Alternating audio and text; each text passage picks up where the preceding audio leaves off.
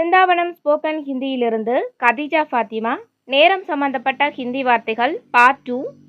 நேற்று அல்லது நாளை, கல் கல், நேற்று முன்தினம் அல்லது நாளை மறுநாள், பர்சோம் பர்சோம், தினமும், ரோஜ் ரோஜ், வாரம், ஹப்தா அல்லது சப்தா ஹப்தா அல்லது சப்தா, மாதம், மஹீனா மஹீனா, வருடம், சால் அல்லது வர்ஷ் சால் அல்லது வர்ஷ், தேதி, தாரீக் தாரீக், தாமதம், தேர் தேர், சீக்கிரம், ஜல்தி ஜல்தி, இப்போது, அபி அல்லது அப் அபி அல்லது அப்.